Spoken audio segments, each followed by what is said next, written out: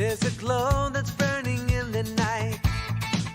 I can see it on the other side. Are we dancing into paradise on your streets of gold? On your streets of gold, there's a love that's waiting to ignite. I can feel it burning deep inside. Are we dancing into paradise on your streets of gold? On your streets of gold. Hear the choir singing. Hear the church bells ringing. Walk the streets made of gold, like a river flowing in my soul. Like a river flowing in my soul. Like a river flowing in my soul. Shine a light of good for all to see, full of hope and love and melody.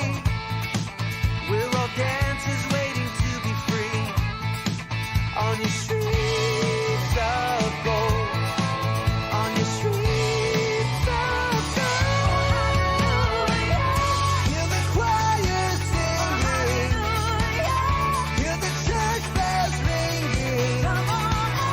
Walk the streets made of gold, like a river flowing in my soul. Hear the choir singing. Hear the church bells ringing. Walk the streets made of gold, like a river flowing in my soul. River flowing in my soul. River flowing in my soul.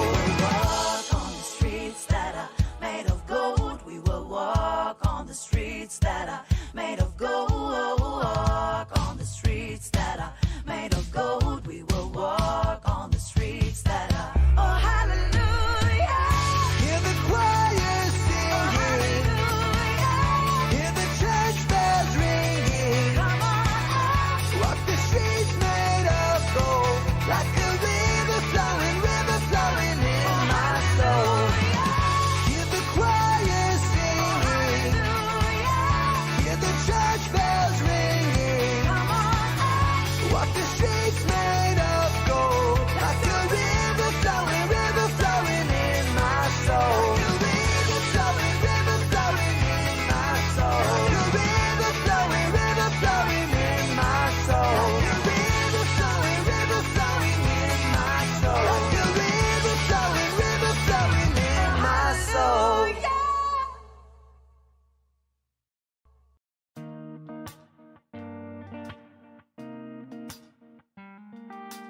You, it's only you who designed the stars, still knows my heart. You never leave my side. You, it's only you who can split the sea, still wait for me.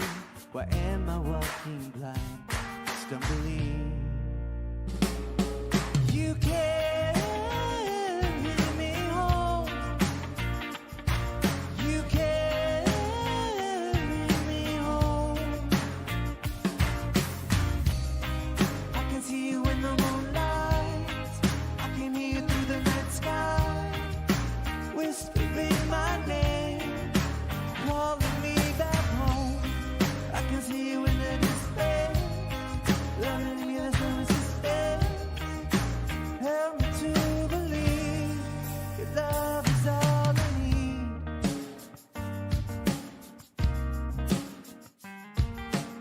You, it's always you who can mesmerize these blinded eyes with the flicker of your light. Me, it's never me. Oh, it's not about selfies or loving more of me, but denying myself for the least of these. You carry me home. You carry me home. I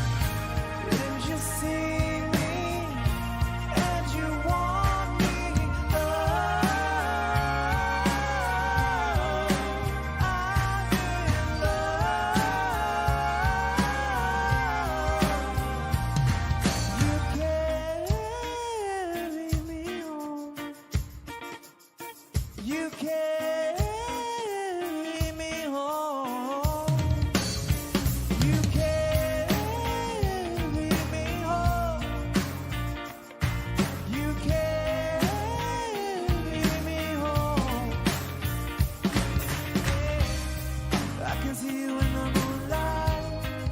I can hear you through the night sky, whispering my name, calling me back home. I can see you in the distance, letting me the silver system. Help me to believe that love is all I need. I can see you in the moonlight.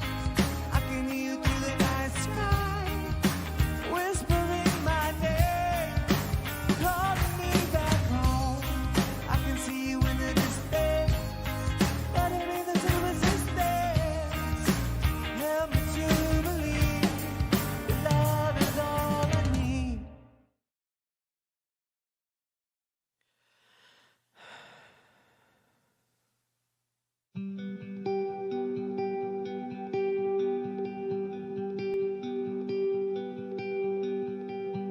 A beating heart don't mean I'm alive. These flesh and bones don't mean I'm living. I've messed up so many times. How can you be so forgiving? But you wait for me so patiently. I'm broken,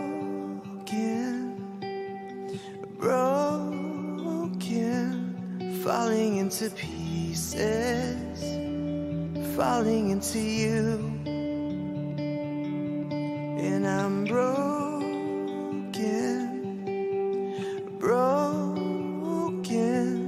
falling into pieces, shattered and bruised. Would you put me back together? You make all things new.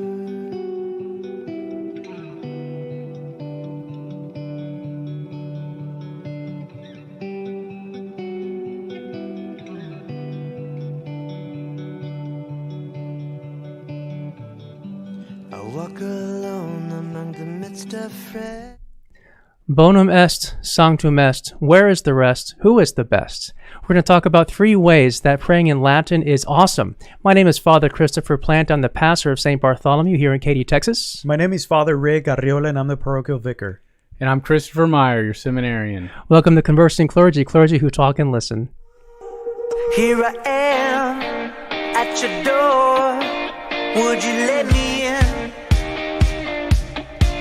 I have gained all the world. So as we were saying, we're going to talk about how praying in Latin is awesome, 3 ways. I do apologize for our late start. For some reason, the website that we use to broadcast to Facebook and YouTube all at the same time had decided to glitch out on us. And so what that means is that the people who are watching on Facebook are not able to watch now.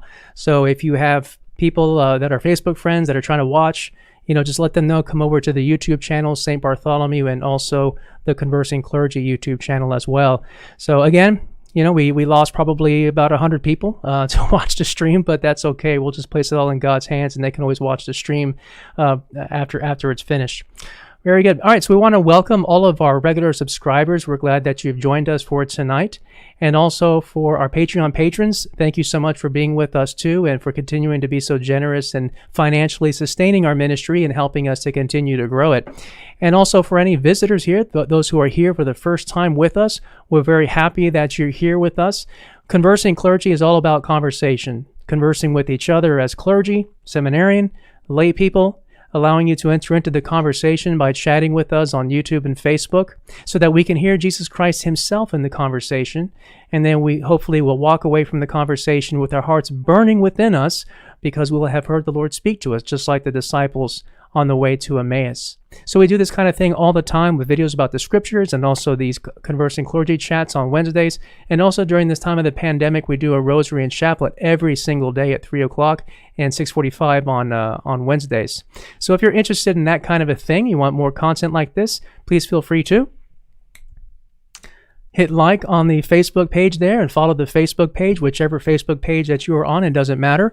Or if you're watching on YouTube, you can also hit the subscribe button, and also make sure to hit that bell notification, because they won't notify you unless you hit that bell whenever we start live streams and also publish videos.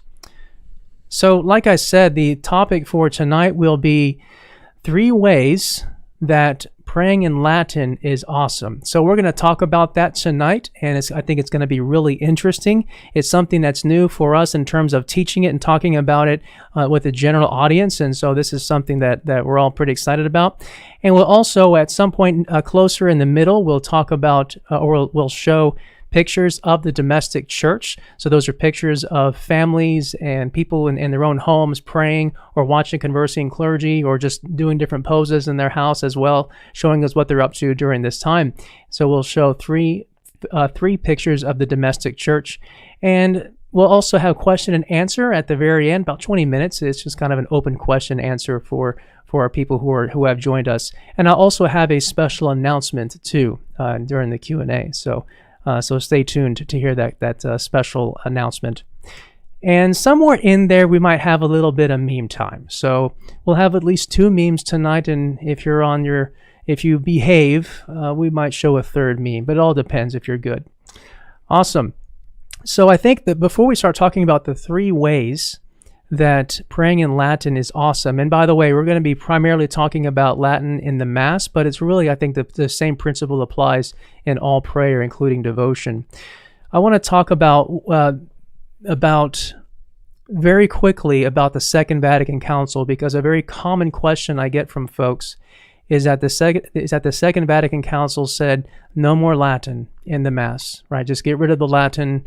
Everything should be in the vernacular, which means the local language. And I want to just help us kind of dispel that myth. It's definitely a myth. So looking at the Second Vatican Council documents itself, I'm going to show you very quickly a document of the Second Vatican Council, which is called Sacrosanctum Concilium, which literally means Sacred Council, but it has to do with the liturgy. So let's see, what is that?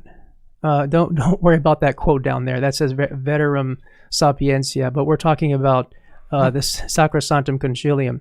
But it says here, paragraph 36 of Sacrosanctum Concilium, that particular law remaining in force, the use of the Latin language is to be preserved in the Latin rites. So, and then it continues to talk about how vernacular can be used. So it can be in the Mass in certain parts that would be good for the advantage of the people, but nevertheless it emphasizes that Latin language is to be preserved in the Latin rites, which means the Roman Catholic Mass. And then it says in another part, in Masses which are celebrated with the people, this is paragraph 54 for Sacrosanctum Concilium, that's the correct spelling. In Masses which are celebrated with the people, a suitable place may be allotted to their mother tongue. This is to apply in the first place to the readings and the common prayer. So in other words, like things like the first and second reading in the gospel, etc., and of course the homily.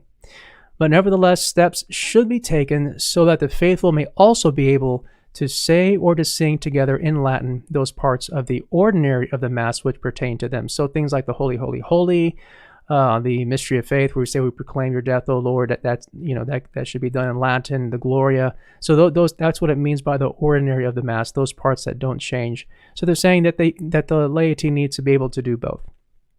So I think it's very clear what this Sacrosanctum Concilium says about Latin, and I just wanted to head that off because that is a very common misperception, and so that way you can already have that in your mind as we move forward to talk about in a very positive way what's so awesome about Latin. So let's start with the first one. So the first one is the universal, right? The universality of Latin. And what we're going to be doing is we decided to pick 3 because we were able to look at 3 ways that praying in Latin is awesome from a document that was actually written by Pope John the 23rd, Saint John the 23rd, the one who called Vatican Council, the one who called the Second Vatican Council into session. And so he wrote a document. You already seen a little bit of it there, which is Veterum Sapientia, right? And it's an apostolic constitution that talks about the preservation of Latin. The whole thing is about preservation of Latin. And he says about the universality of Latin, he says, since every church must assemble around the Roman Church, and since the supreme pontiffs have true episcopal power, ordinary and immediate over each and every church and each and every pastor, as well as over the faithful of every rite and language, it seems particularly desirable that the instrument of mutual communication be uniform and universal, especially between the Apostolic See, which is the Pope, and the churches, which use the same Latin rite. So basically he's saying that Latin, it actually brings us together as one church. And he says that they invariably, the different congregations make use of Latin, for this is a maternal voice acceptable to countless nations. That's probably the best way to capture the universal nature of Latin. It is the maternal voice that is acceptable to countless nations. And I like to talk about that too when I mention about the benefit of praying in Latin, that it is the mother tongue of the Roman Rite.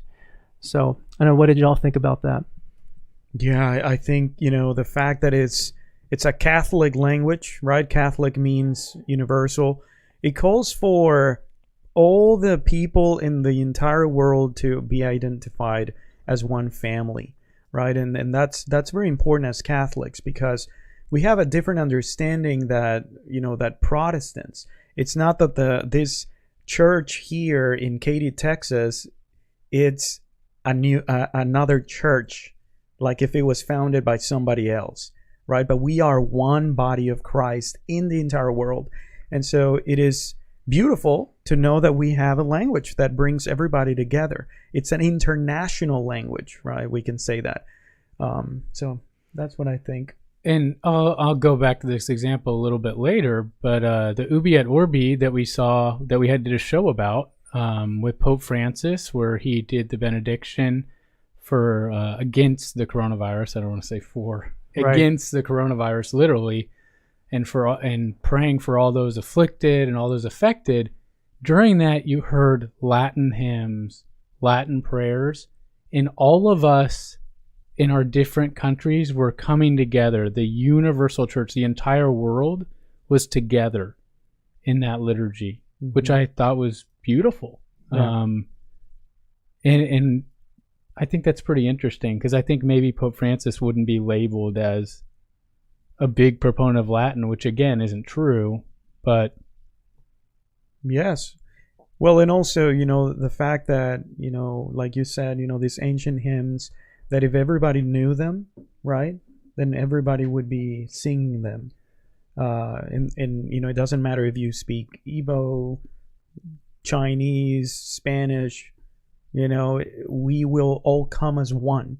And that's the purpose of prayer, right? The prayer of Jesus Christ is one.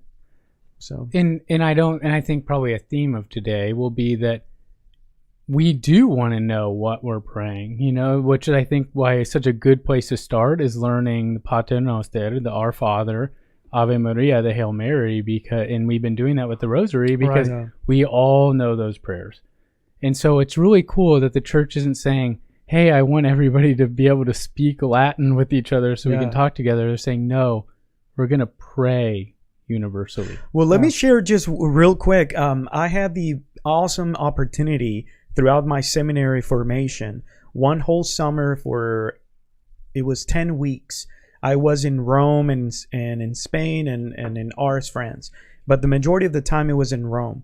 And, we were studying there and also praying together with different seminarians from different parts of the U.S. And when we went to the papal palace, we were greeted by the papal household, Goswine, Cardinal Goswine, and he's like, okay, guys, let's pray the Angelus because it's time. Well, guess what? It was in Latin, and I did not know the prayers in Latin, and probably 70% of the seminarians there knew them. And it's not that I was ashamed, which maybe I was, maybe not, but it was also, it's like, this is the language of the universal church, and I should know these basic prayers in Latin because it connects me with everyone, right? So I just wanted to share that, take of experience with the universality of the language that Yeah. the Latin can bring people together. From I've experienced the same thing. Yeah. I want to let's get some of the chats in. A lot of great responses here. Layla says Latin ensures unity and uniformity in faith and practice because it is a dead language and its meaning cannot be changed. Maria Espinosa says blessings, Holy Spirit, open my ears and let me learn. So the Holy Spirit, let me learn the Latin. That's awesome.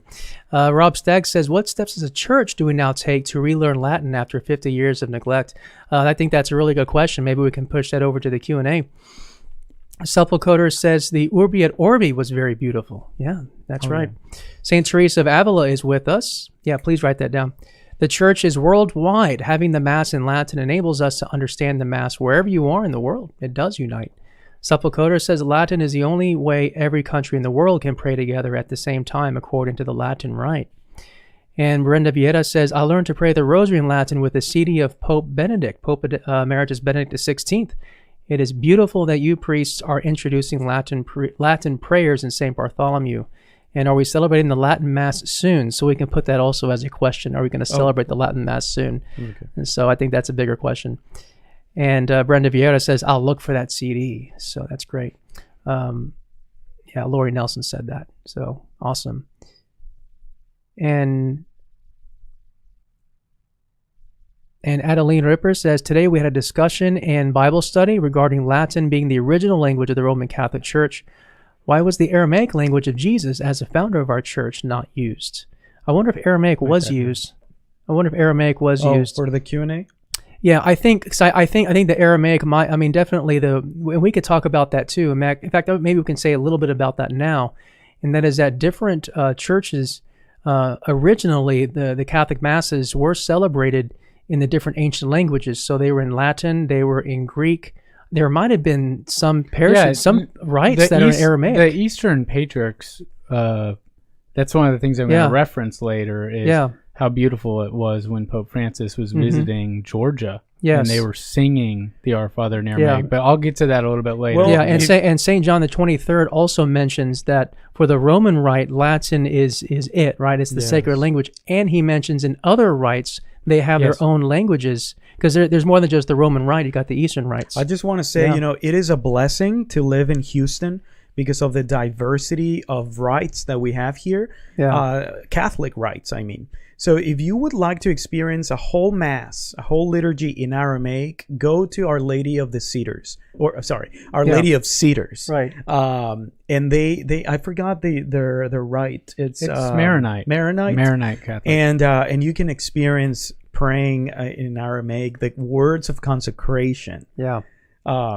Okay, I'm gonna be fair. It's not exactly Aramaic. It's a dialect that is extremely close to Aramaic. So some words vary, but it's really impressive. That's great. It's almost like there's been 2,000 years in between Jesus and now Aramaic, but it's just like the Latin. Right. Just like the Latin isn't the same Latin that was being spoken, which is another thing we can bring up. Veronica Guajardo says St. Vincent de Paul food drive today was very successful. Thank you all for your help. Awesome, glad to hear that.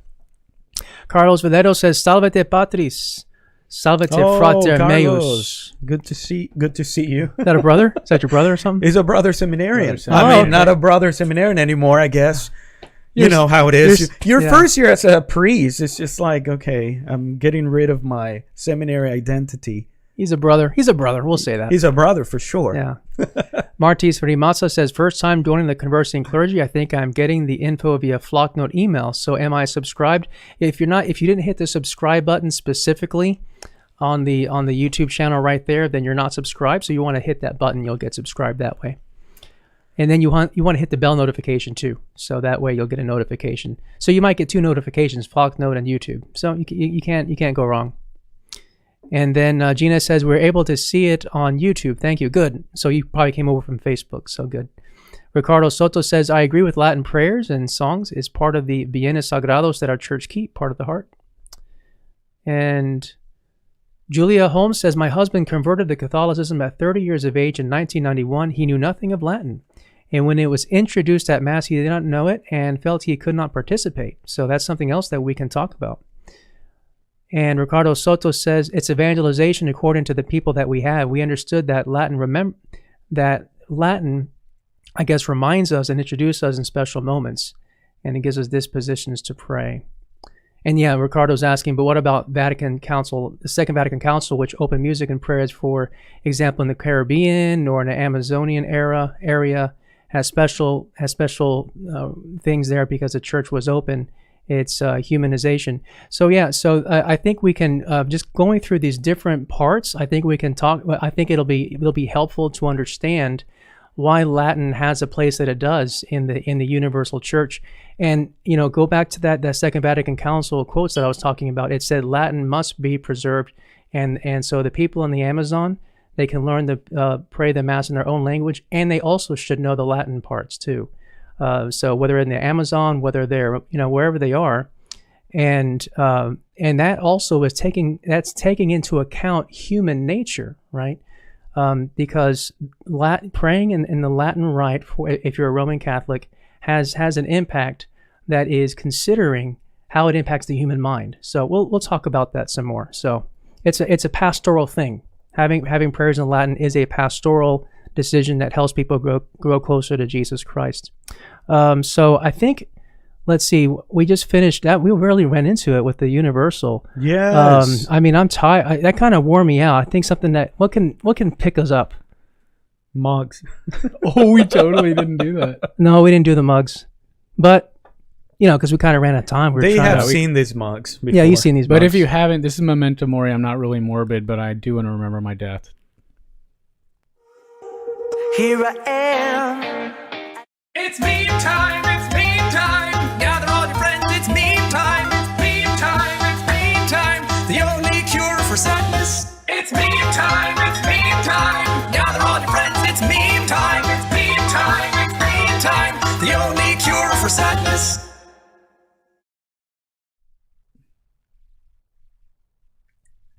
So this is from a meme from The Office. And so they're trying to guess who the other person is. So you guys can't see it because it's too small. I forgot my binoculars. So.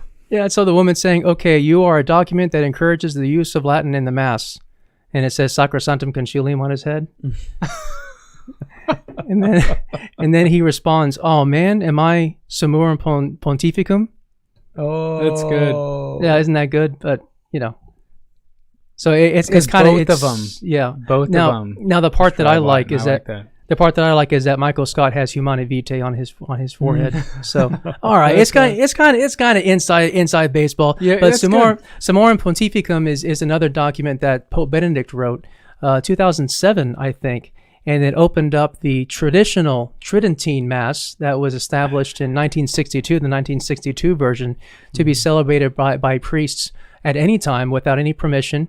Both privately and he said in those parishes where there are people that want it, that a priest should make that available. So those are dangerous words he just gave you, St. Bartholomew's parishioners. Yeah, there are definitely people that want it. Know your rights. Ask for it, exactly. and you shall receive. Exactly. So Pope Benedict also reaffirming the place of Latin in the Church. Awesome. So all right, what's the next one that we said? I think Immutable. the second It was one in is the comments immutable. a little bit. Yeah. But Okay. Yeah, immutable. Do you want me to show the excerpt from Immutable, or you want to take it on your own? Yeah, I mean, I'm basically gonna say that. Okay. We can just kind of show it. Yeah, So- definitely. Yeah. Okay. So well, so sorry, basically, go I'll ahead. just read it here. So he says, furthermore, the Church's language must not only be universal, but also immutable. That means it's not changeable. That Latin is basically an unchanging language. So I'll let you take care of it from here, Father. yes, Ricardo. because I'm Yeah. basically gonna say that. I don't want to steal your thunder. Yeah. Yes, thanks. Okay, so immutability. Maybe some of you are not familiar with this word. Immutability is one of the attributes of God, actually. God is immutable. He cannot or does not change. Okay, so why is Latin awesome, in my opinion, and in the church's opinion and meditation? It's because it is immutable. The fact that it's not a living language makes it suitable for prayer, because modern languages are liable to change, right? There's not a single language that we can say is higher than another in authority, right? Spanish is not better or higher than English, or vice versa, or then Chinese, right? We don't go by the politics or economics. I know that probably English is a business language in the whole world, but we don't go through those standards. We're talking about the authority in the church. And so we cannot say, okay, you know what? In Spanish, we're only going to deal with the language of the prayers. And in English, we're going to deal with the catechesis. Or in Igbo, we're going to deal with piety devotions. We cannot just say that, right? We have to have one language that it stays the same no matter what century we are. And as we know, language, modern language, right? It's not that it's bad, but it just happens. When you use it, and in different cultures, the words stop meaning the same, right? And so it gets distorted. But what if we had a language that actually, it doesn't matter if it's the 12th century, the 6th century, the 21st century, the words are the same. The meaning is the same, right? Another good characteristic of this immutability of this of the language of Latin is that, have you ever thought about how the mind of the church thinks in regards to faith, make a connection with faith and reason? Well, it's because throughout the centuries, the language that has given the church to think philosophically, to think reasonably, has been Latin. Yeah. Right? So, for example, thanks to Latin, right, we are able to take some words that are in philosophy, like transubstantiation, and apply it to understanding the faith. So that's another great point of why Latin is a language that doesn't change. It helps for the faith to be spread faithfully. Now, why am I talking about just evangelization, catechesis? Because prayer, we pray what we believe, right? We pray what we believe. The words in the liturgy, the words of prayer actually communicate what I actually believe. So, yeah. And in St. John the 23rd was saying the same thing in Veterum Sapientia. He was saying, in fact, he was actually ordering that all priests learn Latin and that all theological classes be taught in Latin, not necessarily speaking Latin when they're talking, but that the text would be in Latin. And it's precisely for that reason. It's because Latin has a certain, as a language, it in itself, it is very precise. So a really good example is the word love. We run into big problems in English when it comes to the word love, right? But Latin and also Greek have so many different distinctions of love that it helps us to make distinctions. You know, like there's brotherly love, there's love between husband and wife, there's oblative love, but we have to add all those adjectives to it, right? So that's just one example. The other one is like consubstantial. Think about the creed. Where did that come from? Consubstantialis, right? But that word really doesn't exist in English. You know, we basically just took the Latin and just made it sound like English pronunciation. Right. What did we say before? I think we said one in being. You know, which is very imprecise. Yeah, so, because it's like, what do you even mean by being? Yeah. And in philosophy, everybody knows what substance means. St. Right. Thomas Aquinas clearly took what Aristotle said about substance. Perennial understanding of these words. Exactly. So I just love saying that Latin is a dead language, and that's why it helps us. I just really love saying that it's a dead language. And something else to consider as well is that the Latin that was used, the first time that the Catholic Church codified, that means taking the Mass, putting it into a book in the form of Latin, that Latin wasn't actually the Latin that people spoke. So that's a false narrative. I mean, it's part of it. Yeah, definitely part of the decisions in using that, as opposed to Greek, for example, was that it was the local vernacular of the Roman Empire. But at the same time, people were speaking a different kind of street Latin. They were speaking Greek. They were speaking Gaelic. They were speaking the language of the barbarians, etc. So, and I think it's really important. I mean, I can just tell you, I did not know. It just depends how much world history people have studied. The Roman Empire is so much bigger than you say the Roman Empire. We're talking about Western a civilization. small area in Italy or even all Italy. The entire West was dominated by the Roman Empire and influenced, and the culture was influenced. And that's why you'll see people refer to the West as basically all of Western Europe and the United States, because all of those countries have been influenced by the philosophy, the art, the politics, the law. Yes. So all of that, so that Latin tradition and that Latin language is really a part of us. Yeah. And you know, this characteristic that it doesn't change. We see it very alive when the Council of Trent declared that there is an official Bible, that it is official Catholic Bible. And it's not written in English. It's not written in Italian. It's not written in Spanish. Right. The official version of the Bible is the Latin Vulgata, or Vulgata Latina, which is in Latin, right? Yeah. So in fact, that says a lot. In fact, when we're writing homilies, sometimes we get to a word that might be kind of confusing. And so what do? I can tell you what I do. I go back to the Latin Vulgata. Yes. Right. And sometimes the Greek as well, because the Gospels were originally written in Greek. But the Latin Vulgata helps to kind of connect it all. Or even in, I don't know if that happens to you, but every time we go to canon law, right, to understand, what is this all about? Like, what are we supposed to do for anything? The celebration of the Mass, the celebration of the sacraments, etc. Well, okay, I go to my Spanish version of canon law, and it says something.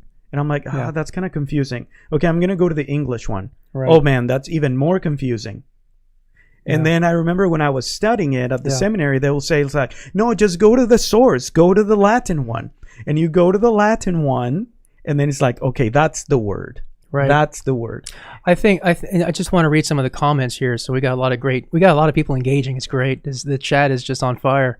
That's great. Keep them coming. X-Wing Class says, I think it is also important to note and distinguish ecclesiastical Latin, the Latin of the church, from classical Latin. That is absolutely correct. In fact, that's something that I wish I had remembered to say when I said that the first Roman Mass that was put into a book and in the form of Latin, that it was ecclesiastical Latin. And the pronunciation also varies. The pronunciation varies. In the Mass, we need to use the ecclesiastical pronunciation. Like, for example, regnum. The G and the N is like an ñ in Spanish.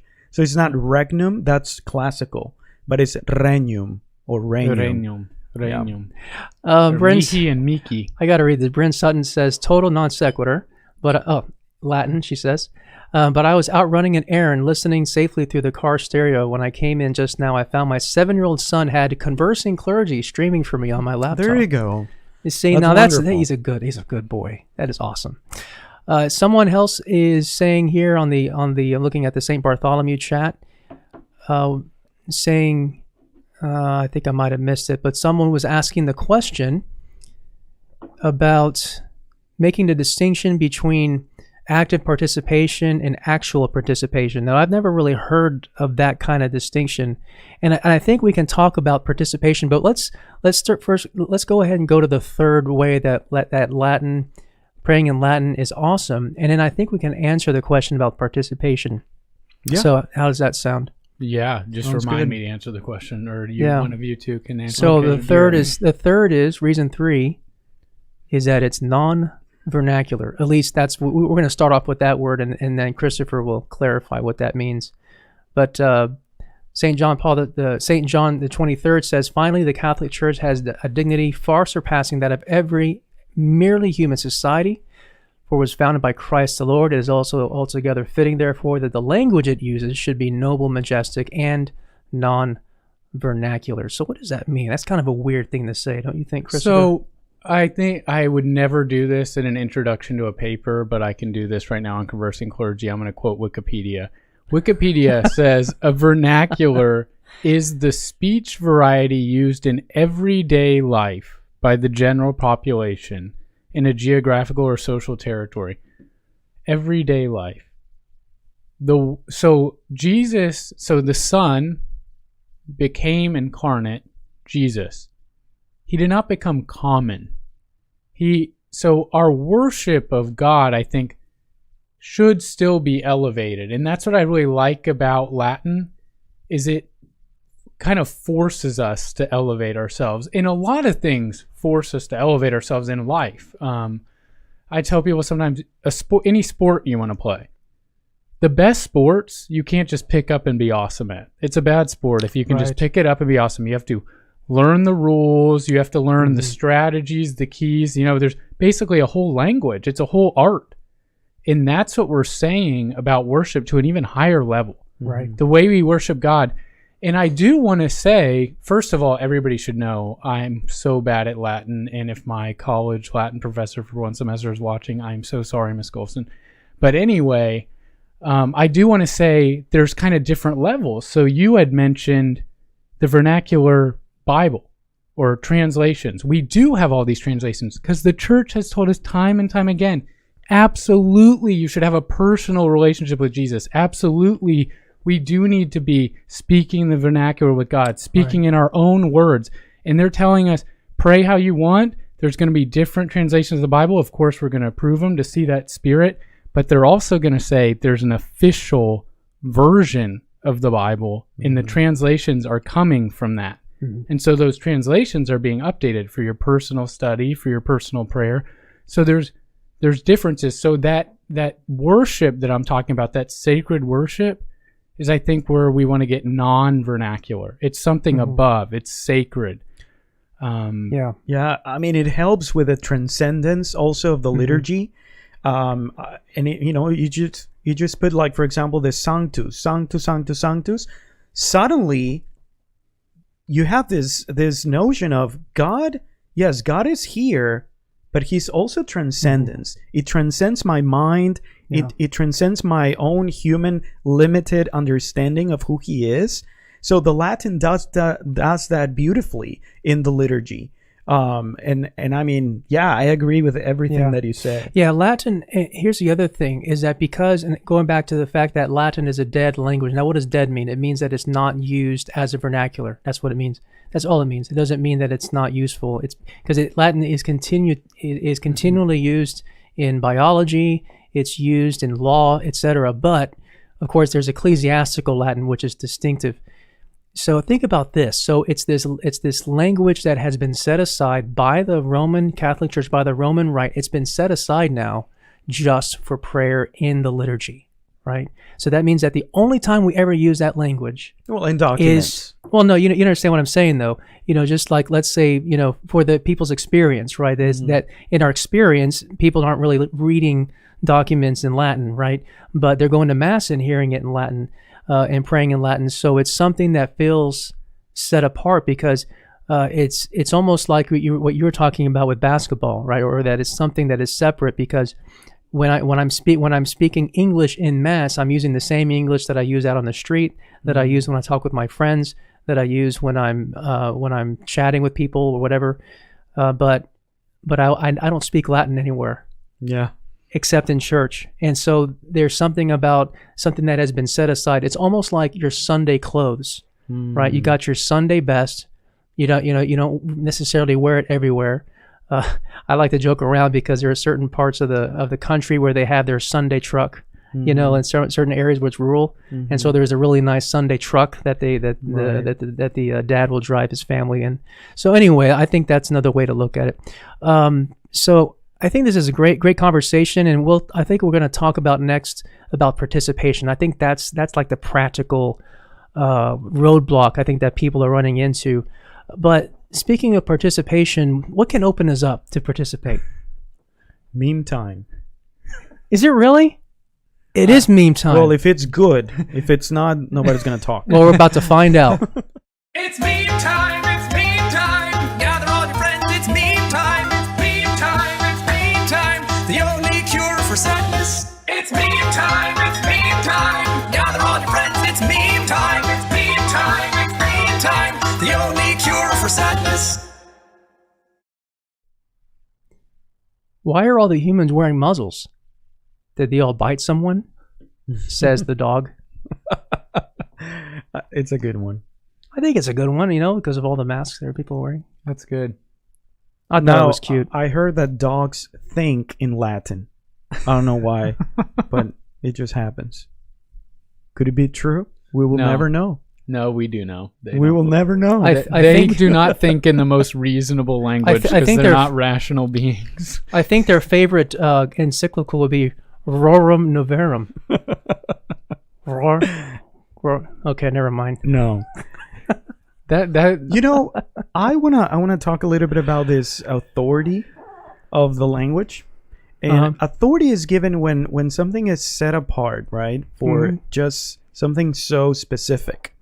And the authority of the Latin, you know who thinks it has authority? Satan. The devil.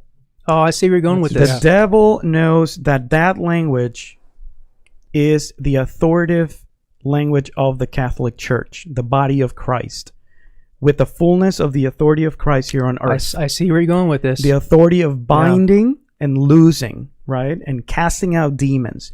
I don't know if you have ever read or heard any interviews with exorcists, but through the experiences of exorcists, they say that the Latin prayers are the most effective for deliverance and for exorcisms. So even Satan acknowledges the authority of this language in the church. I just want Which is a I good thought wanted to reason say to- that. I thought that was fast. When I learned that, I thought that Yeah. was fascinating, and I have heard that The before. devil hates and they'll tell, Latin. I and they're have not heard just that saying before. this. I mean, they'll tell stories of like they're Yeah. using English prayers and then they They have switch to to the kind of Latin. ramp it up. They switch to the Latin. Yeah, there's something about that. I also think there's humility about it too. You know, I want to go into the question of participation because I think this is the biggest roadblock that people have. Like they're not saying, "Oh, I disagree in principle." They're not saying, "No, it's not a sacred language." Nobody's arguing any of that. The only thing I think that's the roadblock is, Father, how do I connect?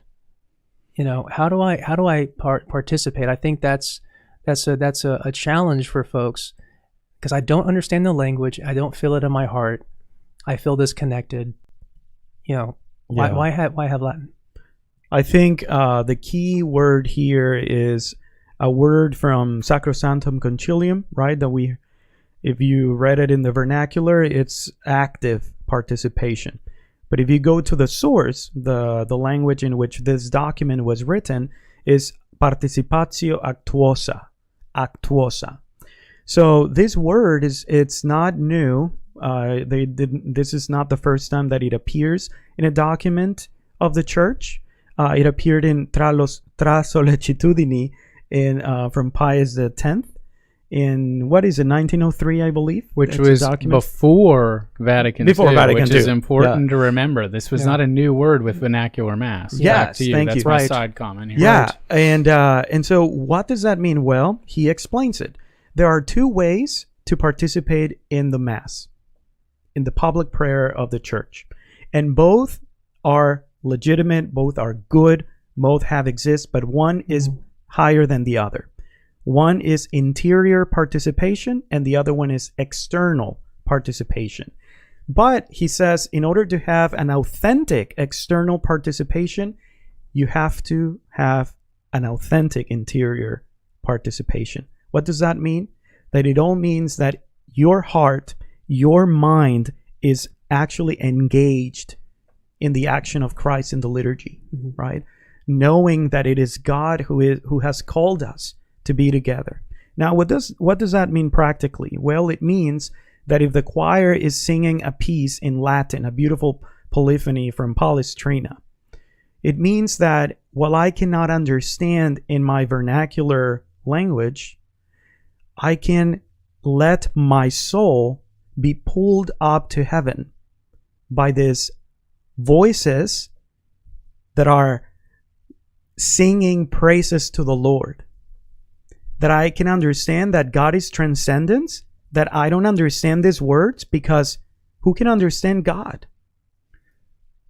When we are worshiping God, mere speech is not enough, right? And common speech is not enough either. So just that transcendence think- of the liturgy is important to recover. And I think part of it is just to experience it. See, language. This is another thing to consider: is that language is not meant to be merely cognitive, right? that language is also aesthetic.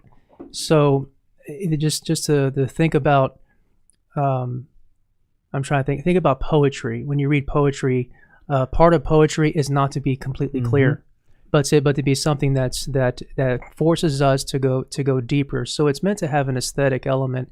And I think the other thing to think about is that for centuries, the Catholic Church celebrated the Mass pretty much all in Latin, right? I think the scriptures were still being, I think they were still being written. I mean, I don't know. I don't want to go into all the history, but nevertheless, all the prayers in Mass were in Latin, and for centuries.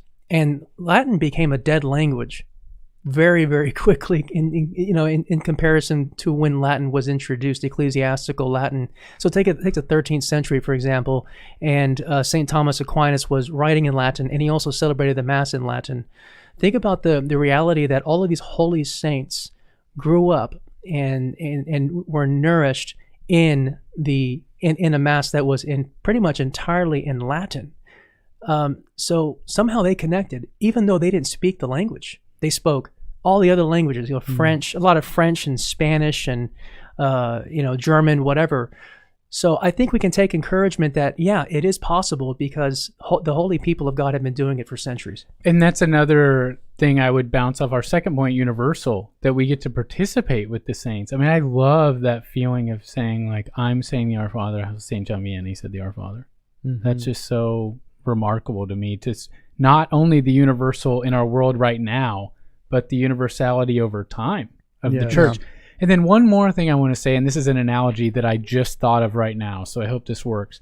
But I think a lot of times the American mindset is that you have to understand something completely, and you said comprehend something completely to participate.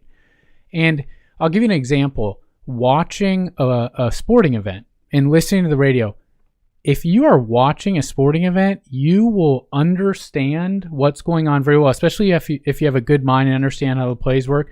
You can really see a lot of the game and understand a lot of what's going on. But I would not say that someone who is watching the game is participating more than the offensive lineman who is seeing a very small point, but he is participating in the way he is being asked to participate in. And I actually do think that this mindset of participation means kind of like understanding and getting everything all at the same time actually can keep us from fully participating in what our role is for the Mass. Yeah.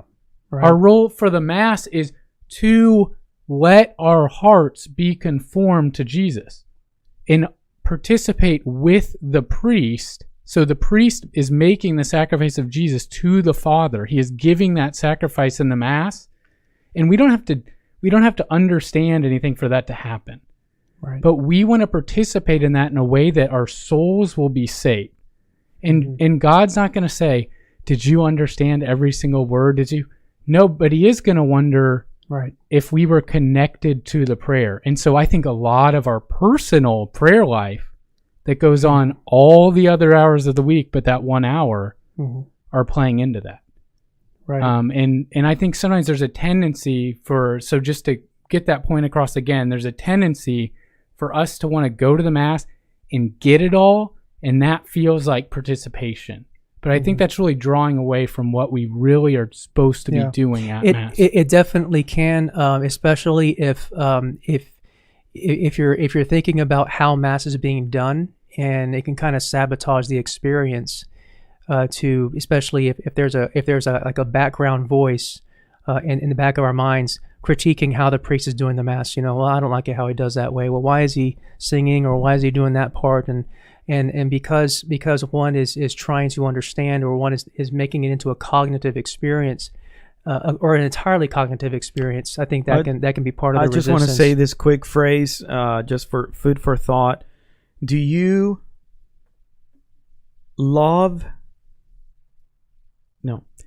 understand in order to love, or you love in order to understand?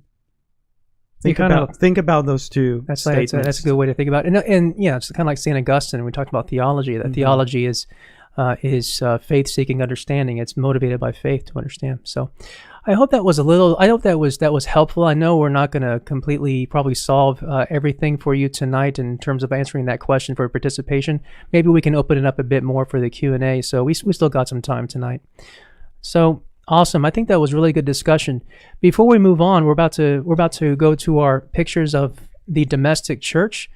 I think it would be good just to mention, if you are just now joining us, Conversing Clergy, or if you're new, this is the first time you're visiting with us, please, if you like this kind of content, if you like what we're doing right now tonight, we do this kind of thing every single Wednesday at 8 p.m., engaging in conversation so that we can hear Jesus in the conversation and walk away with our hearts burning with divine love.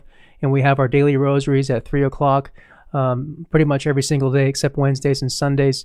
And also we try to publish videos about the sacred scriptures on a weekly basis. If you really like all of that, then please feel free to. There you go. So like on, you're actually, nobody's watching on Facebook, but because the website that we use to stream decided not to broadcast to Facebook. But if you're watching on YouTube, feel free to subscribe, push the subscribe button, and also hit the bell notification so you can get notifications from us whenever we start a live stream or publish videos. So, okay. I'll read a few of the chats before we go into the pictures of the domestic church. So I'll start with Layla here on the Conversing Clergy YouTube channel. She says, "This is why we cannot remove sacred text from liturgy or ritual, as in sola scriptura. Scripture was never meant to be experienced outside of the liturgy." I think you could actually read the scriptures outside liturgy, so I think that's okay. But I understand your point in terms of the importance of the sacredness of Scripture. Brenda says, "I think our souls understand. I went to a Vietnamese mass. I'm bilingual in Spanish, and the choir was singing a song that made me cry. I've heard the Vietnamese sing. It's unbelievable." Maria Cruz says that that was my request too. I'm thinking, says, "Father Ricardo, you suggested to practice Latin. Is there a book that has Spanish and Latin readings, or English and Latin readings in one book so we can practice it?" If you're just talking about any kind of a book, I don't know. I know I have my Latin books here. I also have Latin vocabulary cards. So, I gave away my book, but and actually that's really good. Yeah. We should just drop that. Yeah, it says David Robson has some really good resources for Latin, and he has an email for them if you want to give it out. So, does he want us to email him there? I asked him All if we right, could To shout him. request the he resources. said they'll send you stuff. Yeah, I'm going to be the first one to. So Latin at unavocecatie.com. I'll type this up when we get closer to our end, when we give out some of the information. So And there's good. some good books. I have Yeah. a book that I gave away to a staff member, Mary, that's really good. I mean, it says phonetically how to pronounce all the prayers on every page. It's nice. Yeah, Yeah. there's one book that you can purchase it in Mundelein Seminary. They didn't publish it, but they actually sell it in their own bookstore. It's called Church Latin. That's all. It's Church Latin. But you need to call them. Let's see. Maria Cruz, let's see. But Thomas Aquinas said, Arlen Nichols says, excuse me. Thomas Aquinas said, "You cannot love what you do not understand." So it's definitely true. So yeah, there does need to be a certain level of understanding too. Right, but the desire, right? Yeah. And I know he's trolling us. He's about to say something. Yeah. No, but he doesn't do that. Arlen doesn't do that. But it's a great relationship. But what does Reason it of mean? the faith. Does it mean to understand? You see, that's what we get down to. So Right. But also, the desire is like, do you understand in order to love, or do you love first? Yeah. So that you may understand. Well, let's kind of back up here anyway. The parts that we do in Latin are the ordinary parts that are the same every single Sunday. So it's not mysterious. So Sanctus, Sanctus, Sanctus, everybody knows what that is. Holy, holy, holy, right? So which can bring us to another part where what we will do is, I think we should be a lot more diligent as a parish to publish these Latin parts with the English corresponding translation. That needs to happen, and we were supposed to make that happen, and then things kind of fell apart because of the pandemic, so we didn't have the staff to make stuff like that happen. But anyway, let's see. Claudia Herrera says, "First time here. I've been interested in learning prayer in Latin. Thank you." Margaret Steinhoff says, Latin is important, and we do hope we all can learn it. Latin masses are beautiful and so meaningful. St. Teresa of Avila says, the 1962 Missal. Don says, I thought that quote was, "You cannot love what you do not know." I guess he's shooting back at Arlen, so let the war begin. Karen Sulima says, even just practicing the Latin Hail Mary and daily rosary has been helpful. Slowly it becomes very natural. Very good, Karen. And Aggie Chris says, Arlen doesn't troll. Psst. And Karen says, I can think about what it means in English while I say it in Latin. Walk before you run. Exactly. You got it. All right. And then Lauren says, I agree on the publication of the English and Latin. And then on the St. Bartholomew channel, Maria Broderson says, in 1984, New York Times published that Tridentine Mass was banned by the Second Vatican in 1962 to allow more participation and understanding of the Mass by the congregation. I don't think it was ever banned necessarily. Would you say it was banned? I don't think it was banned. No. And again, I think we definitely want you to read the actual documents of Vatican II, Sacrosanctum Concilium. And right there, you will see that was not the intention of the church. Yeah, it was to get never away banned. with the Latin. Yeah, it was never banned, and it's definitely Latin was never banned. But it was allowed, but it was only it was either by the bishop or a specific permission by the bishop. But it was never banned. And that's actually what Pope Benedict says in Summorum Pontificum, that it was never banned, that it has always been active. It's just another form of the rite. Yeah. And then another question, if the above is correct, would you think, Father Christopher, that understanding can be an issue with Latin, and how to mitigate this, especially with people that we want to bring to the church? Well, there's two things that I would say. The first is that massive numbers of people have left the church since the changes that took place with regard to the Mass. I'm not saying the Mass is the only thing, right? The changes of the Mass was the only reason why, but it's something that has been said. Is how the Mass has lost the sense of the sacred, and Latin is crucial in maintaining that sacredness there. And then the other aspect is that most of the Mass is still in English. There are certain parts of the ordinary prayers of the Mass that are in Latin. So understanding really should not be a big issue. The main thing is that have that balance of the vernacular along with the Latin, and then in addition to that, we can also offer the Tridentine Mass or the 1962 Mass for those who are interested in it, which would be basically entirely in Latin with the exception of the readings and homily. And another way I think to think about it, and because this is a question that's very dear to me as a pastor, because it is my responsibility to go out and to help the parish to evangelize and bring people in. And so there's two ways that I would answer that question. Excuse me for being like Thomas Aquinas. There's two senses within this sense.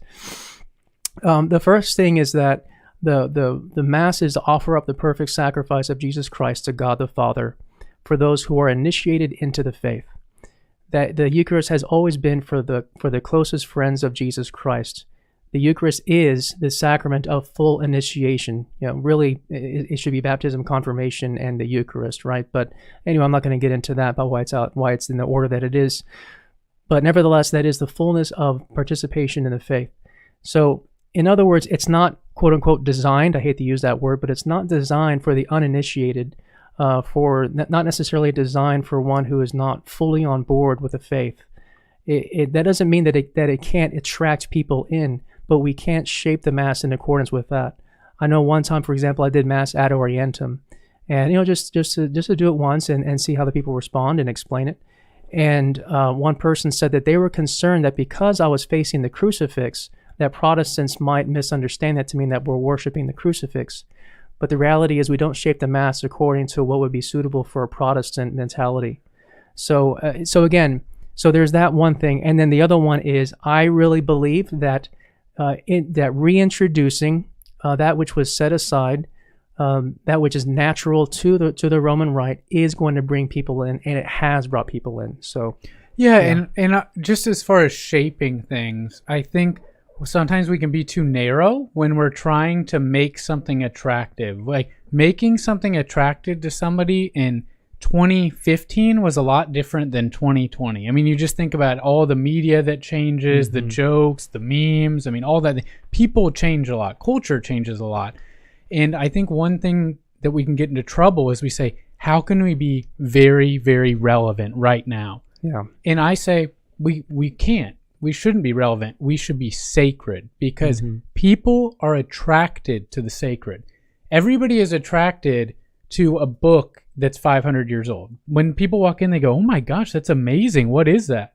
And the liturgy is sacred. It's set aside. It's different. People look at it and say, "Wow, this is completely different." I mean, I have friends who have left the church, and I wish that they had been watching the Urbi et Orbi with Pope Francis, listening to the haunting Parce Domini being sung in Latin. And I was like, this is awesome.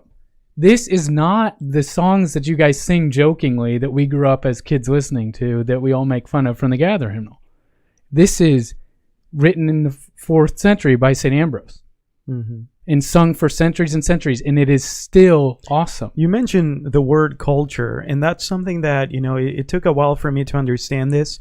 Yeah. The Roman Rite, right, the Catholic Church has its own culture, right? And part of the culture is language, right? And Latin is part of the culture of the Roman Rite, of the Catholic Church. So it's not that, the Catholic Church is like something in the air, just a concept, a Platonic form, right? That it's going to take the shape of the container kind of thing. No, it has a culture. And that culture purifies other cultures. And yes, it takes something that is good from other cultures and adopts it and elevates it. Yeah. But let's not forget that the Catholic Church has its own culture, and Latin is part of that culture. Right. Okay. And so in that way, then, again, going back to that question about different cultures, if you're Roman Catholic, Latin is part of your culture. Doesn't matter if you're from the Amazon. Doesn't matter if you're from France or Spain. Doesn't matter where you're from. Nigeria. We have our own language, our mother tongue, and we also have Latin if we belong to the Roman Rite. So it's part of our culture, and that's what I keep telling people too. I said it is a native language of a Roman Catholic. And Cardinal Sarah has a great remark in his recent book. So Cardinal Sarah was born in Guinea. I guess east side of Africa might be the west side. Why did I just bring geography in? Anyway, he was born in a very small village, and he grew up it was being French colonialists had kind of gotten to his village, and they'd shown them Catholicism and all this stuff. But he makes a point. He said, I was reading in history books that my ancestors were the Gauls, which is not true. Those are the French ancestors, obviously not his village people. But the point, he said, I was very appreciative of it because I was being given a culture with a history that had been transformed by Catholicism, transformed by Jesus Christ. And so it was even better than his own history. I mean, the humility that he has to say that, and really the objectivity that he has to say that, is beautiful. Yeah. And I think that's the Catholic culture. The Catholic culture transcends everything. I am more proud to be Catholic than I am to be a Texan, an American, an Aggie. I'm sorry, but it's true. Yeah. Awesome. So I think we're going to take a quick break and go into our Q&A. I think we kind of went into Q&A. But I think let's check out some of the pictures that were sent to us. So we'll move into our pictures of the domestic church. Let's check it out.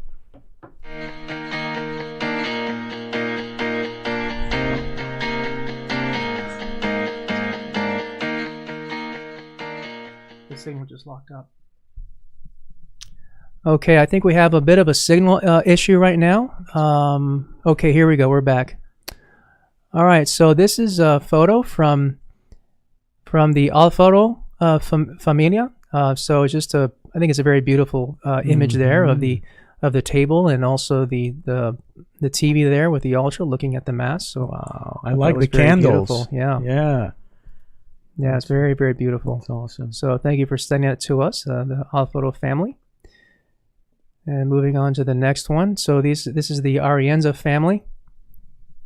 So a nice perspective there. Yes. And there's their TV, and they got a table there with the candles. So I think that's very beautiful.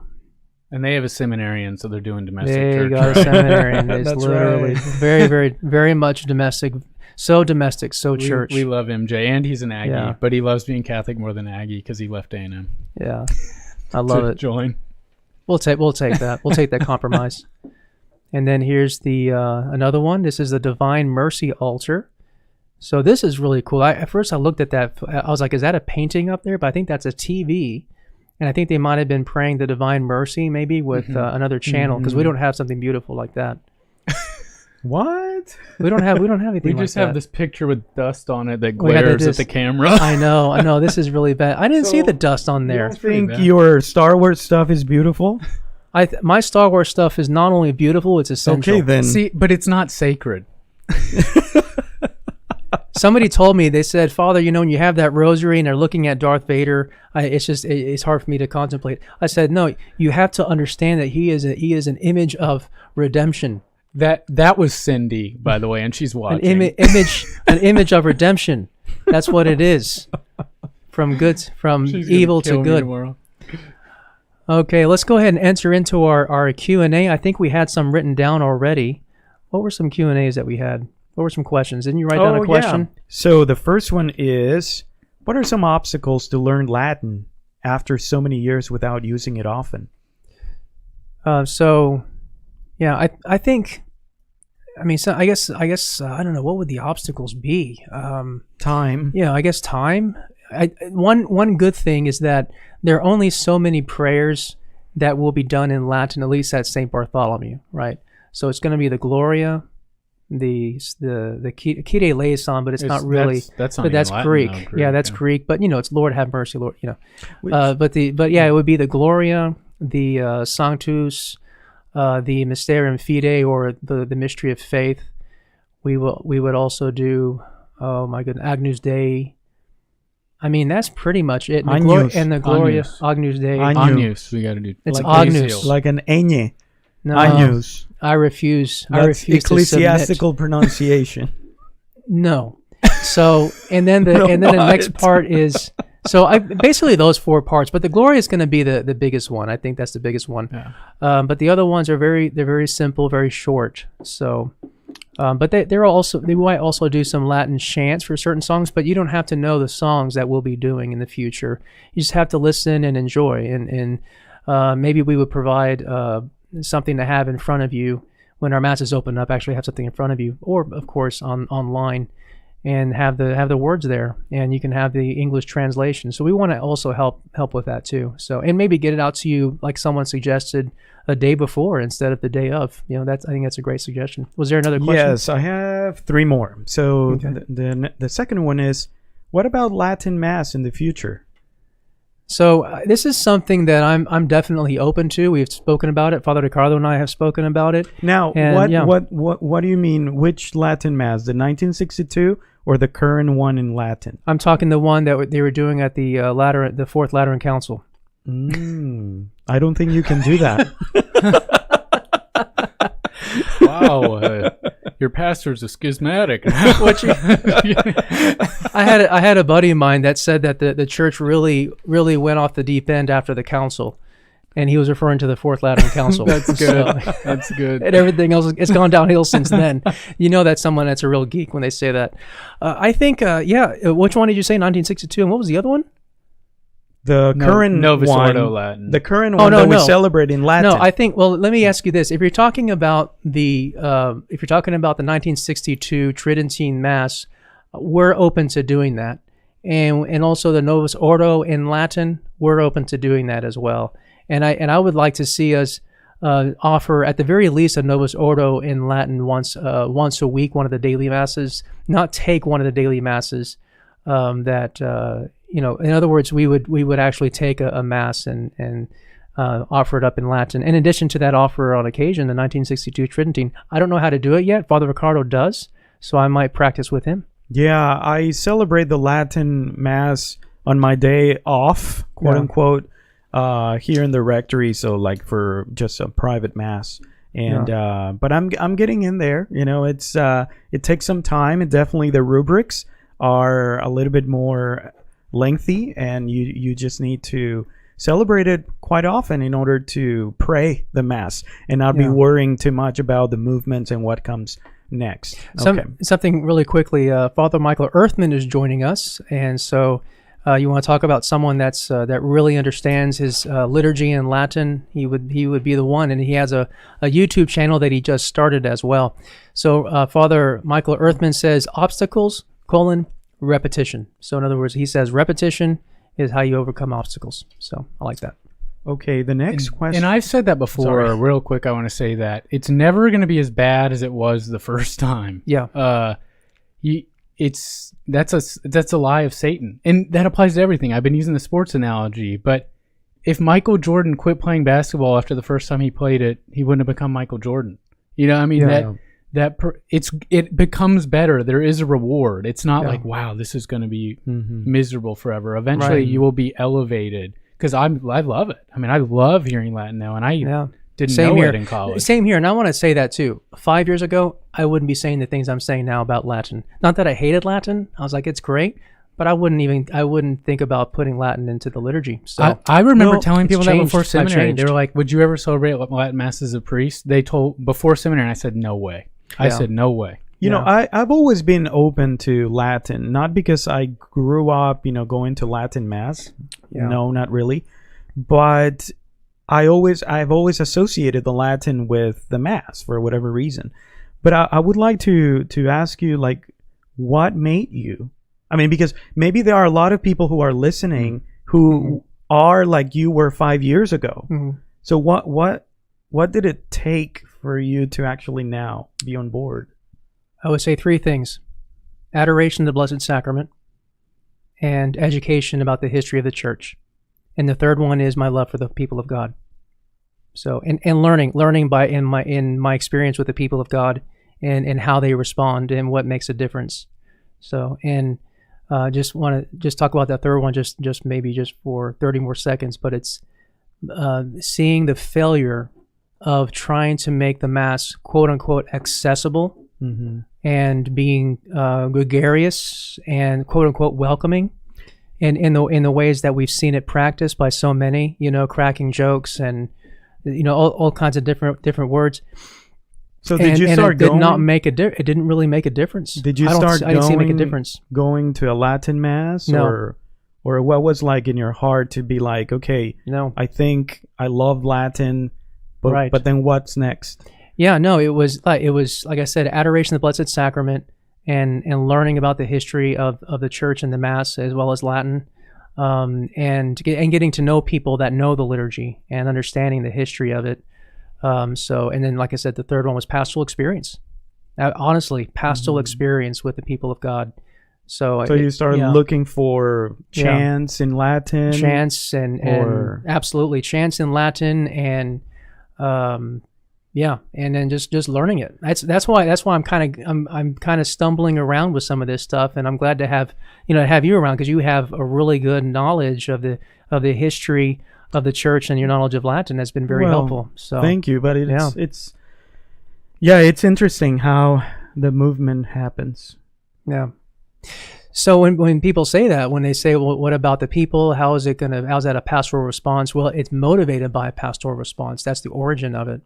I want to quote Father Michael Earthman again. He says that the GN Agnus is the Italianate pronunciation, like Father Rick says, like an ñ. So Gracias, Padre. There you go. Padre. There you go. But here in Texas, it's Agnus. He also says That's beef. and he says the EF Mass is easy to learn, and once you learn the OF Latin Mass, so I guess that's the ordinary form. Yeah. Are you gonna be able to teach that in the future? Teach what? I was just asking our. Oh, commenter, okay. Father You're Earthman, trying to if cause. maybe, I mean, he says it's easzy, so maybe he could give a practicum That'd be great, if he yeah. shows up at the Help us. seminary. All right. No more of that. He's not trying to stir trouble here about the future of the seminary. All right. Great. So is there another question? Well, there was one that we started answering. It was the Aramaic. Why not having Aramaic? I just want to say something about that. So think about this. The other day I was thinking about this. So the word liturgy, right, comes from the Latin word liturgia. And so that was public service, right, of the Romans. So like the crucifixion, guess what? That was a liturgia, right? So the first Christian liturgy was the actual crucifixion of Jesus Christ. Isn't it awesome that the title, or what do you call it? The titulus, the sign that was put there, nailed above Jesus' head, was written in 3 languages: Aramaic, Greek, and Latin. And guess what? We have those 3 languages, or we must have these 3 languages somehow preserved at every liturgy. Yeah, it's interesting. Amen is Aramaic, Kyrie eleison, Greek, and Sanctus Sanctus and more is Latin. So how beautiful it is that we can connect to the original liturgia, right? That's awesome. I gotta tell you, we can just go on and on tonight. I mean, we're so motivated. And why is it so deep? Why is it so motivating? I think it's because it taps into some fundamental principles where it's deeper than the language of Latin. It's the fundamental principles of what the liturgy actually is, and what participation in the liturgy is, and what is it that's going to bring people into the church. They're very, very profound themes, and I think that's why there's so much passion about it. Awesome. I'll read some of the quotes here, or some of the comments really quickly, because I want to really continue to include everybody here. I'm sorry if I couldn't read all the chats, but it's just been on fire tonight, and we absolutely love your comments and questions. And they're actually talking to each other, so that's really good too. They muted our video, and they're just talking. Yeah, exactly. Father Michael Earthman says, "I can't speak to that." I think talking to you about what you were saying earlier. Layla says, "Raise the standard instead of lowering the bar." And Marcus Molina says, "I started learning the Latin prayers because I was apprehensive at first. How could I argue against something I didn't understand? So I learned it, then fell in love with it." There's a testimony right there, buddy. I love you, Marcus. Amen. Amen. Welcome. Yeah, I think we need to go ahead and get close to wrapping it up, and then I have a special announcement that I want to make for you all tonight, for everybody watching this Conversing Clergy. But first, I don't know. I feel like there's some other business we got to take care reward. Time for a meme time. It's meme time, it's meme time. Gather all your friends, it's meme time. It's meme time, it's meme time. The only cure for sadness. It's meme time, it's meme time. Gather all your friends, it's meme time. It's meme time, it's meme time. The only cure for sadness.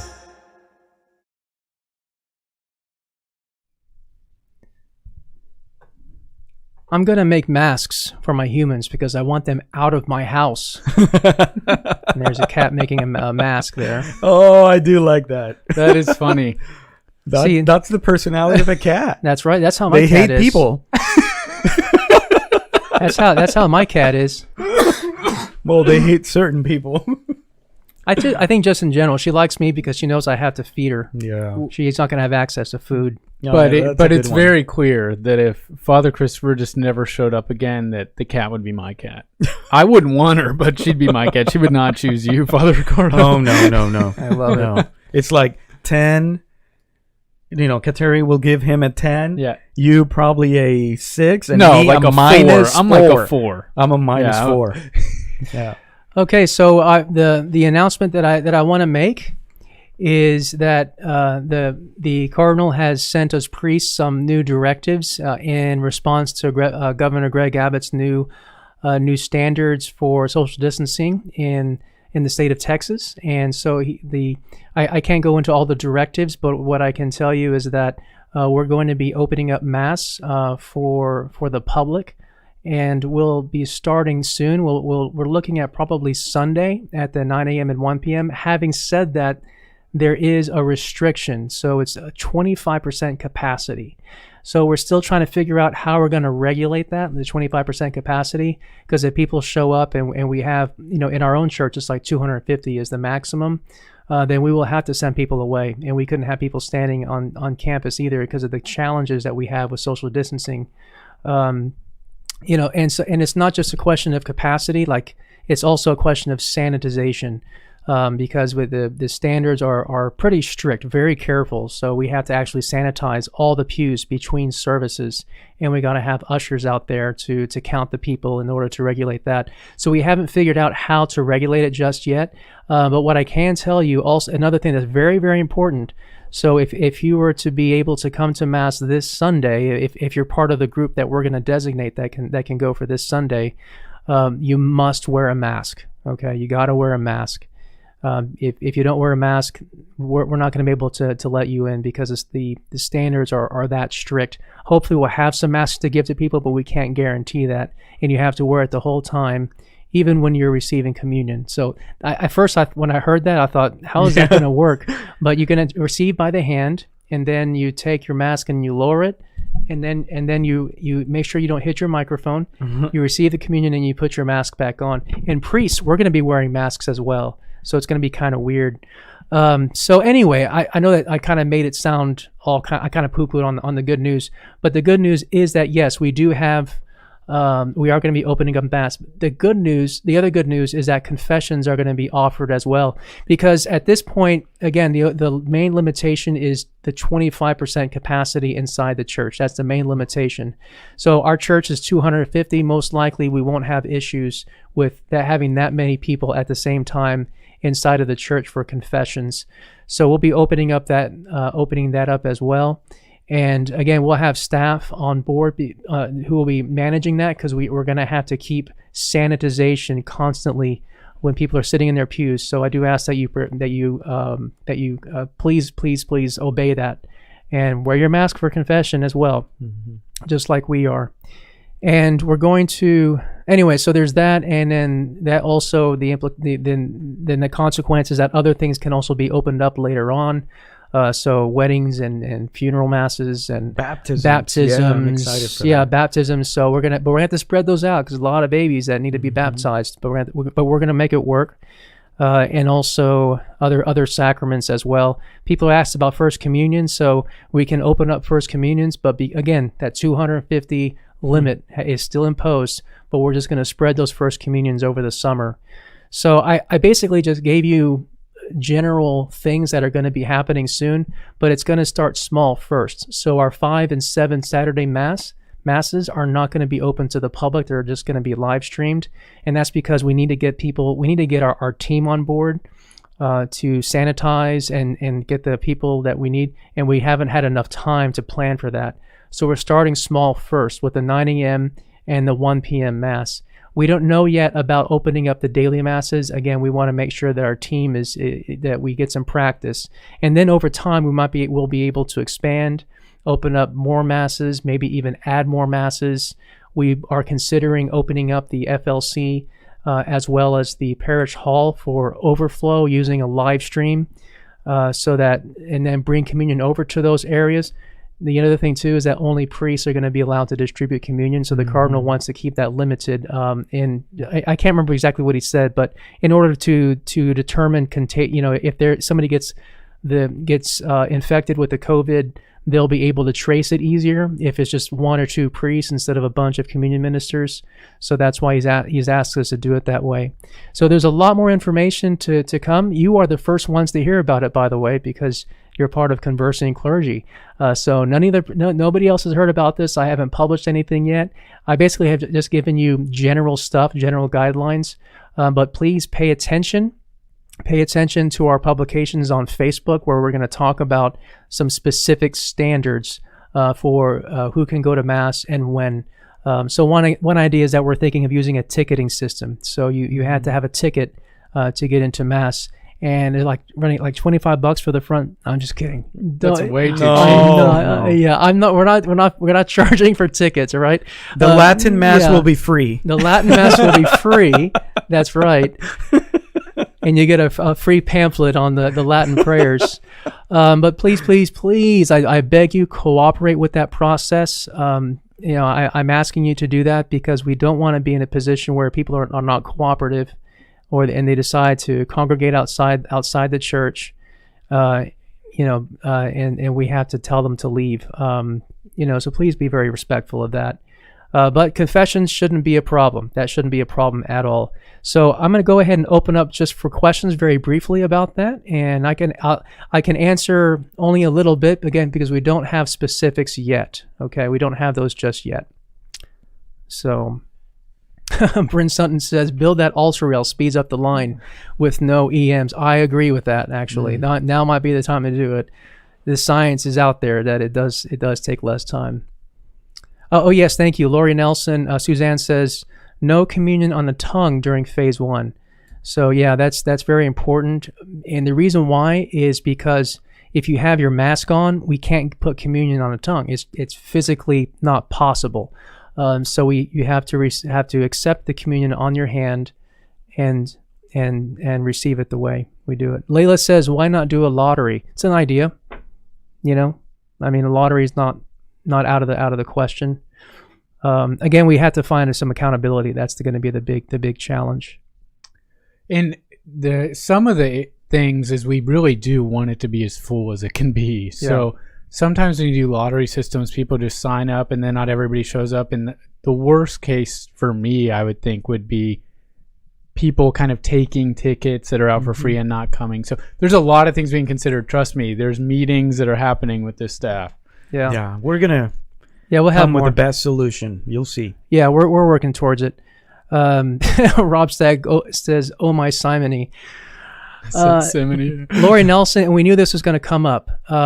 Where Lori Nelson's asking, I have a document that communion on the tongue is not to be refused. That there is a document that says that communion is not to be refused.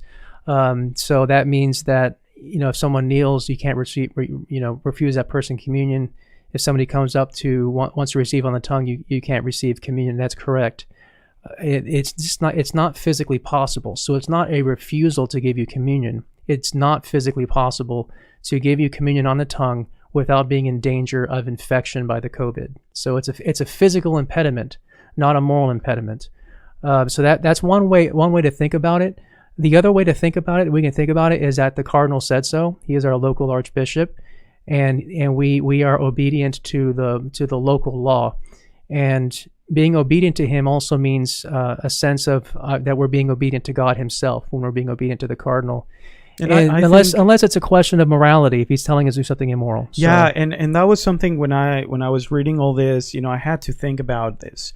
And the main problem or concern that our cardinal has for the priest who will be distributing communion is that we cannot be close to a person that doesn't have a mask. Yeah.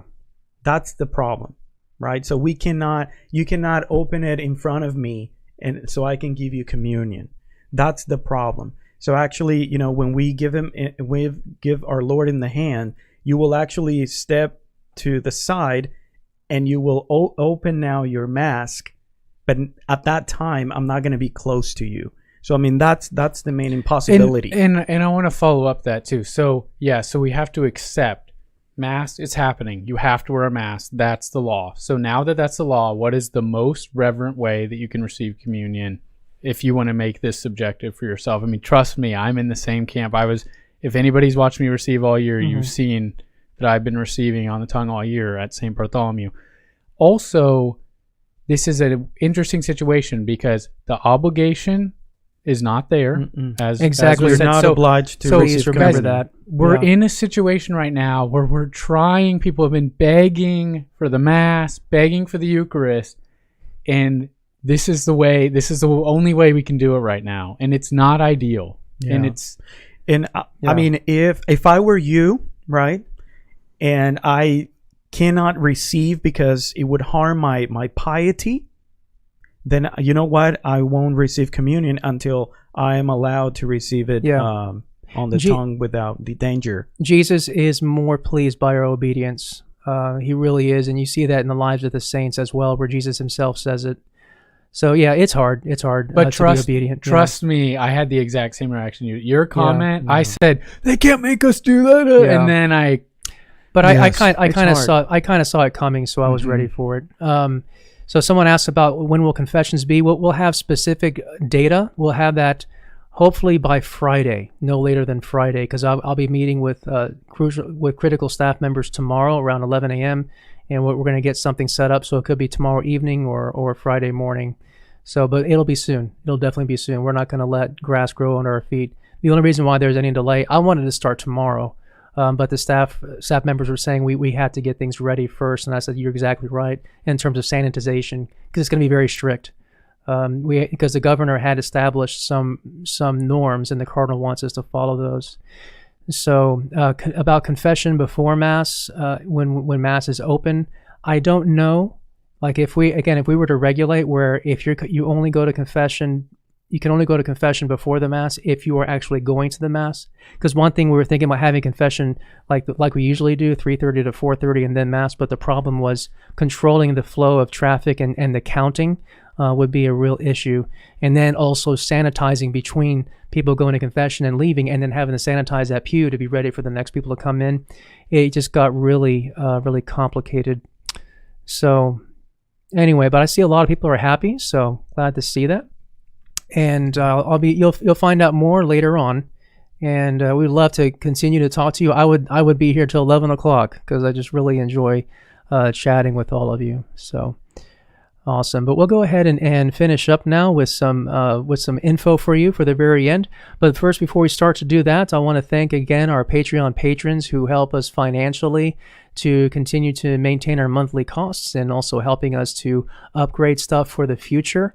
And thank you very much. If you want to become a Conversing Clergy Patreon patron, you can go to the link down below on YouTube, and there's a link there for patreon.com/Conversing Clergy, and you feel free to join so you can become part of the future of Conversing Clergy.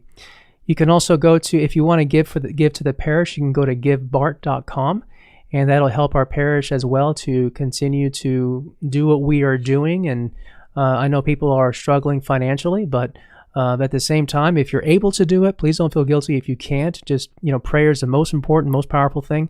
But if you can and you're able to do it, please consider doing that. Givebart.com. We have some other information as well. Do you want to cover that for us, Christopher or Ricardo?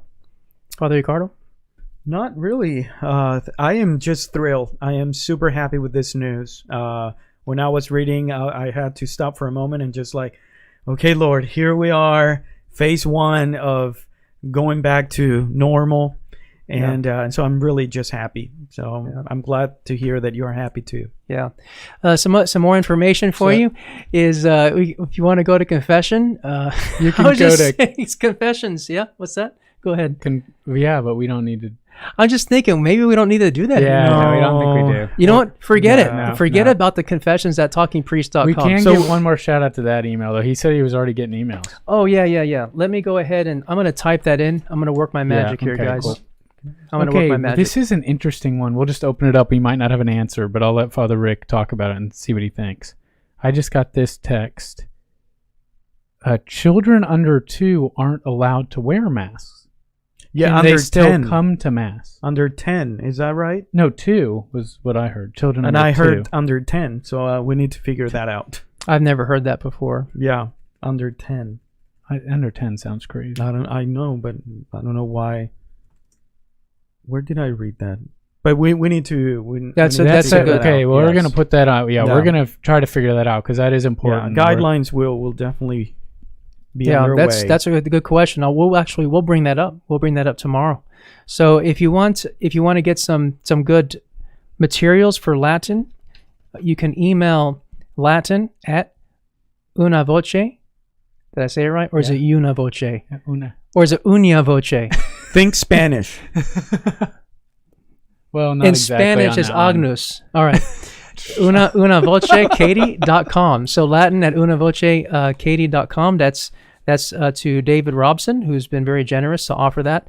He can send you some resources for Latin. And then if you we love to get memes from you. So some of those memes and of course all the PDCs, pictures of the domestic church, were sent by you. So if you would like to send us some memes that we can show and pictures of the domestic church, send it to cmeyer at st-bart.org and he'll forward them on to me. So, and then let's see, and then our schedule.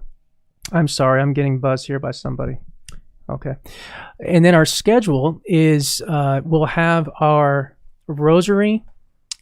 Let's see, what's today? Wednesday? So we will have our 3 p.m. Rosary in English. And with the Divine Mercy Chaplet afterwards. So we're going to continue to do our streaming, and that will be for the end of the pandemic and the Holy Father's intentions. And then 3 p.m. again in English on Friday, and then Saturday in English at 3 o'clock. So we're going to continue on with our daily streaming, And then I already told you about the Sunday Mass. We're going to figure out how that's going to work, as well as confessions. We come back every Wednesday, though, no matter what, if the pandemic is on or if it's off. We always have our 8 p.m. Conversing Clergy chats on Wednesdays. And we like to have our topics determined by you. So let us know what kind of topics you would like for us to engage in, and maybe put them in the comments in the video when it's published here, or you can just put them in the chat here as well, and we'll write them down before we close everything up. Okay, well this was a very intense Conversing Clergy. I loved it. It was not bad. No, I mean I meant it in a good way. Yeah, I meant it in a good way. I'm gonna have a hard time going to bed. Yeah, we're just full of adrenaline here. So awesome. Well, my name is Father Christopher Plant. I'm the pastor of St. Bartholomew here in Katy, Texas. My name is Father Ray Carriola. I'm the parochial vicar here. My name is Christopher Meyer, the seminarian. Okay. Thank you for joining us, Conversing Clergy who talk and listen. Here I am at your door. Would you let me in? I have gained all the world, restless heart again. And I've been here before. How do you forgive? I just wanna feel you move closer. Would you make your move? It's your